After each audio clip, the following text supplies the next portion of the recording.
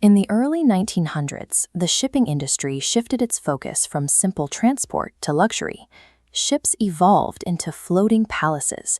Engineers divided massive steel hulls into separate watertight compartments, creating a system they believed made these new ships practically unsinkable. The scale of the design gave passengers a sense of absolute security against the North Atlantic. That security vanished in 1912. The Titanic struck an iceberg on her maiden voyage and sank so quickly that the industry's engineering theories were proven wrong within hours. The loss of the Titanic demonstrated that human engineering had failed to account for the hostile, unpredictable reality of the ocean. Shipbuilders responded by retrofitting existing designs with new safety features. On the Britannic, Titanic's sister ship, they installed a wider hull, adding 18 inches of reinforced steel to create a second layer of protection. Rival companies relied on a different defense. Ships like the massive Lusitania utilized raw speed, capable of reaching 24 knots to simply outrun any danger in their path. However, the outbreak of World War I introduced a new type of hazard. The danger was no longer natural obstacles like icebergs, it was intentional, underwater weaponry. These massive ships were now sailing into active combat zones. Their sheer size, once a symbol of safety, turned them into prominent targets for warfare. The Britannic was converted into a floating hospital, marked with high-visibility red crosses, and deployed to the Kia Channel in the Mediterranean to retrieve wounded soldiers. Despite its status, the ship struck a German mine. The resulting explosion sent the Britannic to the bottom in just 55 minutes, sinking significantly faster than the Titanic.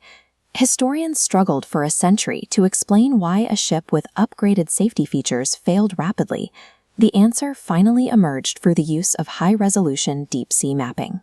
On the seafloor, investigators identified a catastrophic breach in the hull, a section of steel plates 40 feet wide, violently crushed inward.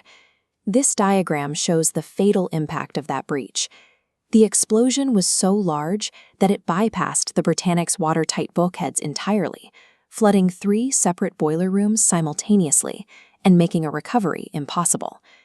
Engineering fixes designed to survive a collision with an iceberg were useless against the destructive yield of modern military explosives. In 1915, the Lusitania faced a different threat.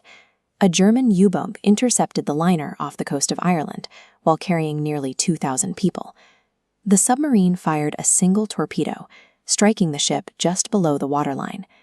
The sinking revealed a physical paradox.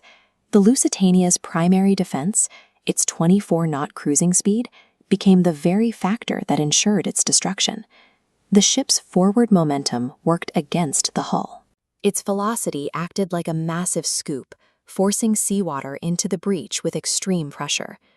The liner essentially drove itself underwater, hitting the floor with such force that the hull snapped in two. The Lusitania was gone in 20 minutes. The rapid descent left the passengers and crew with almost no time to deploy lifeboats or escape.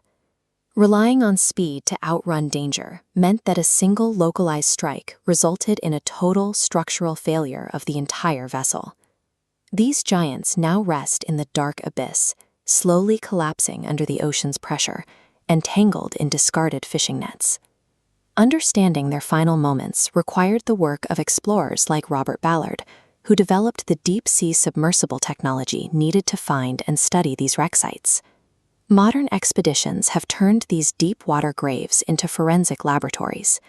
They provide the physical evidence needed to isolate the exact engineering failures that defined the early 20th century.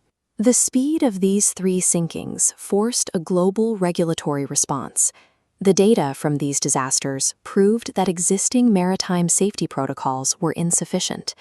The international community established new standards, mandating life-saving equipment for everyone and enforcing stricter watertight bulkheads. These laws were effective. In the following decades, the rate of commercial ship losses dropped significantly as safety became a matter of international law.